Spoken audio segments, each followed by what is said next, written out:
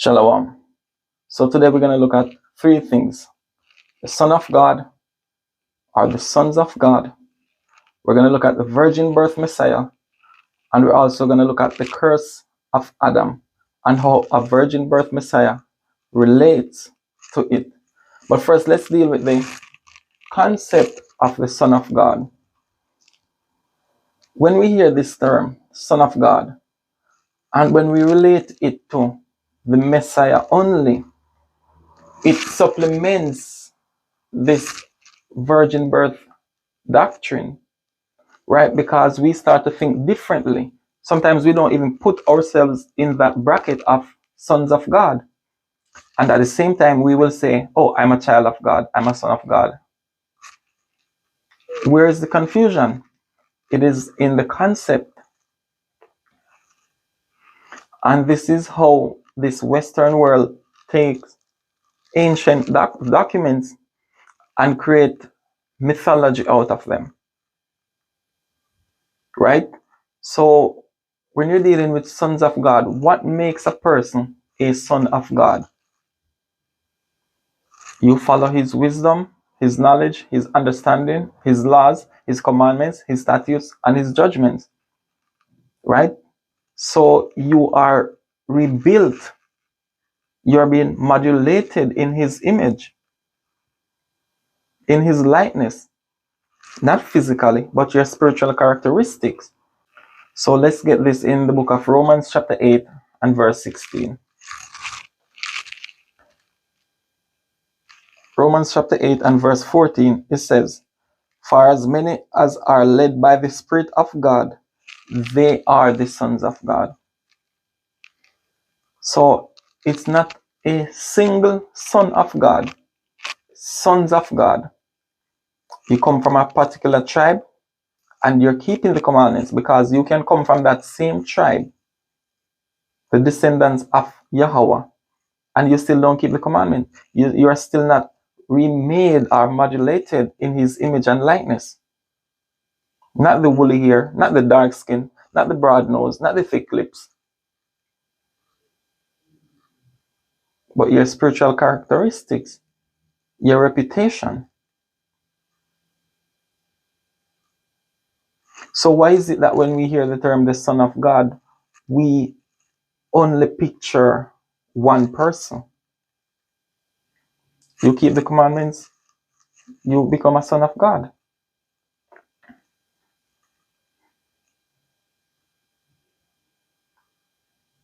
The thing is, with this Western concept of Son of God and this divine birth, this is what changes the perception of the Son of God.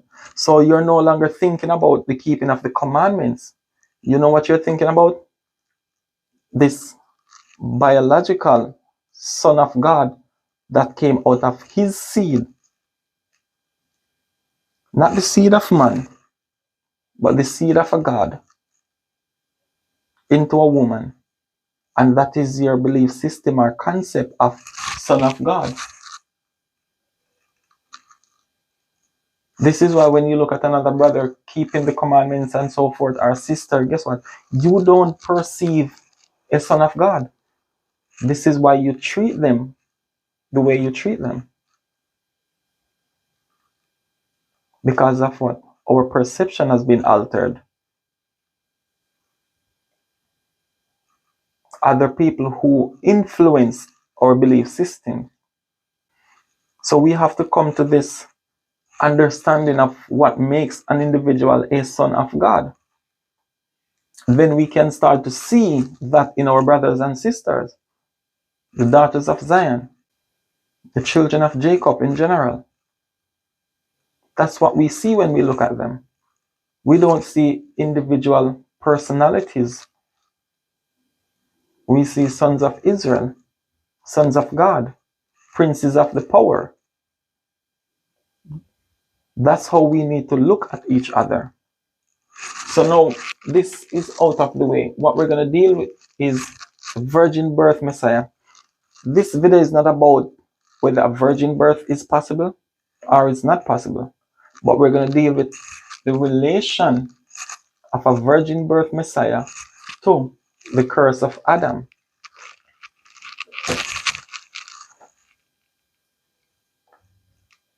The Hebrew community has borrowed a lot of concepts from the Christian community, a lot of mythological concepts and belief system. So for those that believe in this concept of a virgin birth, then you need to be accountable for what you believe in, because this is the same thing you're going to teach others. So this is the time where those belief systems become questionable. Truth is going to question those belief systems, right? Because in this Western unconsciousness, right, a child is born of a woman, no man involved. Right now, the thing is, in the real world, in the conscious world, if you should ask, for example, write down the formula of finding the area of a rectangle.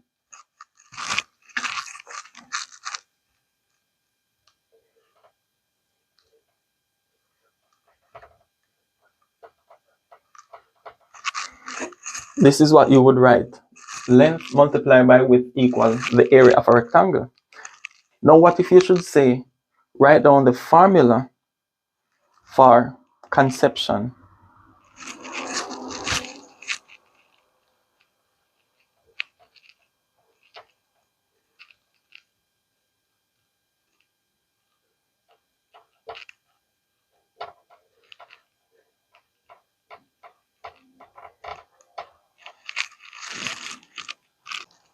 This is what you would write. Egg plus the sperm equal conception. And it's the reason why we put the seed or the sperm and not the man.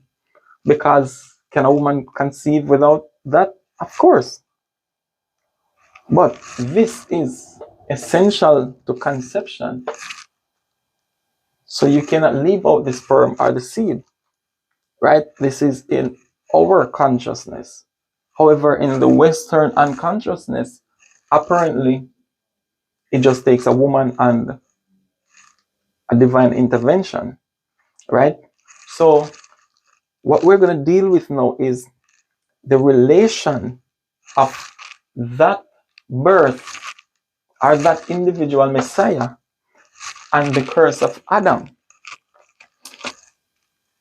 Now, when you're dealing with Adam, you're dealing with all these people. So if Adam sinned and all men sinned through him, and we can see down to Noah, Ham, Shem, and Japheth, Eber, Abraham, Isaac, Jacob, Judah, the three tribes, Israel, the 9 tribes, right? If everyone in this bloodline was born under a curse, the curse of Adam, how is this person, how can this person be an example of somebody to look up to when he was not born under the curse of Adam? Because the curse is about who came out of Adam. According to those who believe in this, both the Christian community and those of the Hebrew.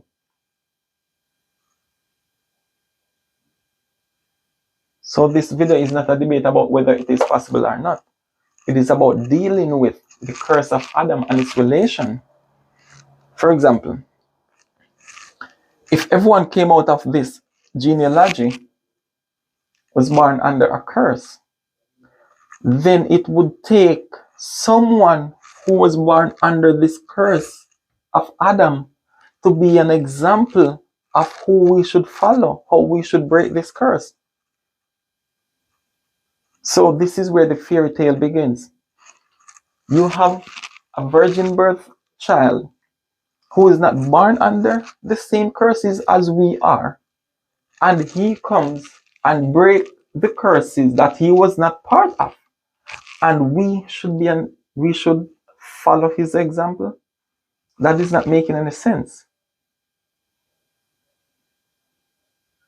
So the question is, how do you feel comfortable following someone who was not even part of the same curses, who do not even suffer the same curses that you suffer? How can that person be an example? He was not part of the curse if he didn't come out of this genealogy.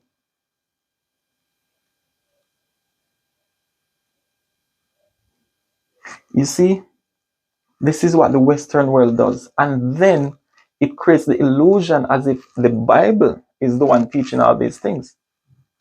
These beliefs, these mythological concepts have nothing to do with the Bible. These are just Western mythologies. For example,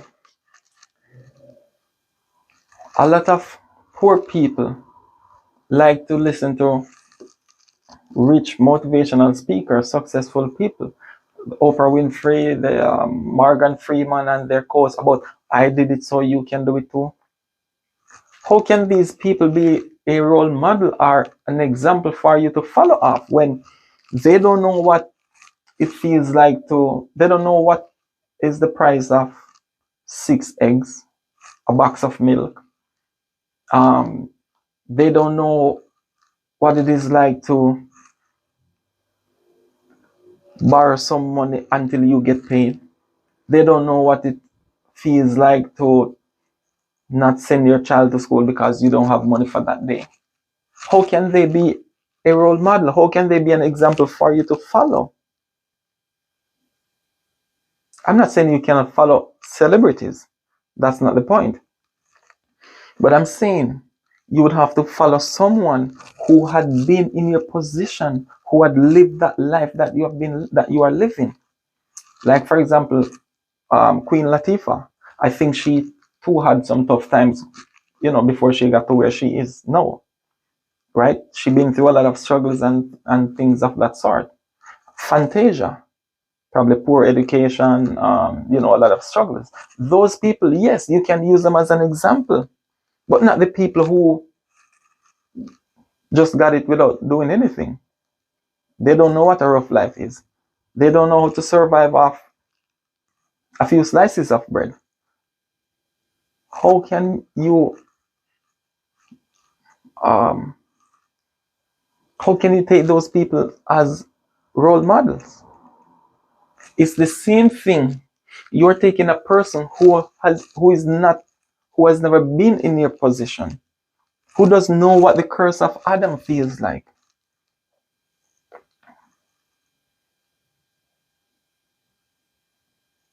This is mythology, Western mythology.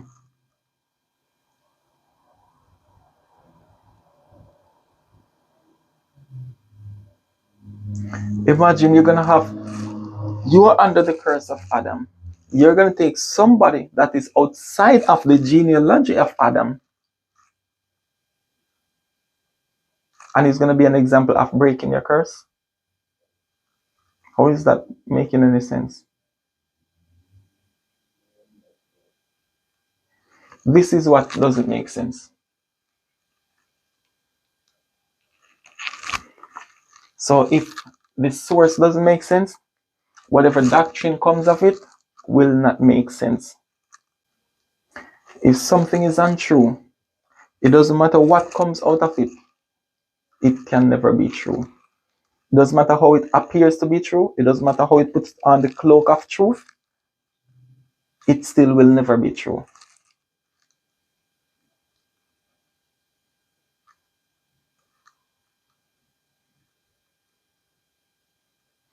It is evident that he came out of the tribe of Judah. How What is your concept of saying a person belongs to a tribe of Judah? If you believe this, you know what you would have to do? You would have to make void Numbers chapter 1 verse 18. The pedigree comes from the father. Because you cannot believe in both at the same time, because they're contradictions.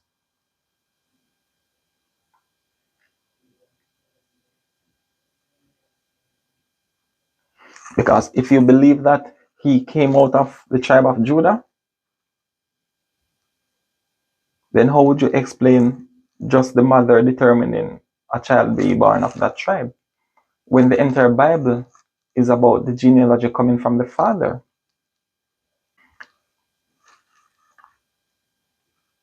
A lot of us say we come into the truth, but what we have not come into is the consciousness of truth.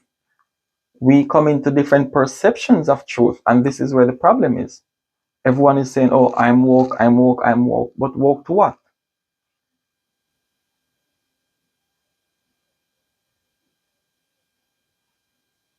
You are just away from one layer of unconsciousness, but you have layers to get out of before you can say you come to that full enlightenment. It's just like the mango on the tree. It is sweeter this week than it was last week, but it does not come to that full rightness as yet. It needs more time. It has to go through more layers until it gets there, but it's not there yet. So that's how the waking up process go. You might be awaking from one part of your sleep, one state of your ignorance, but you're just into another state of ignorance. You cannot relate a virgin birth Messiah to the curse of Adam. He cannot speak on behalf of the curses that you're going through. He cannot be an example.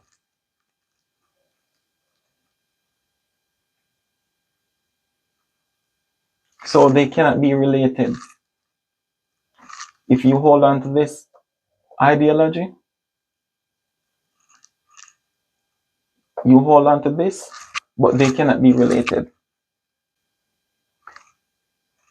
You lead by example.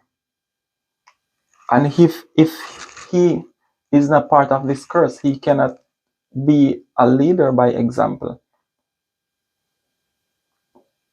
When you lead by example, it means you share the same experience. He would not share the same experience of the curse of Adam.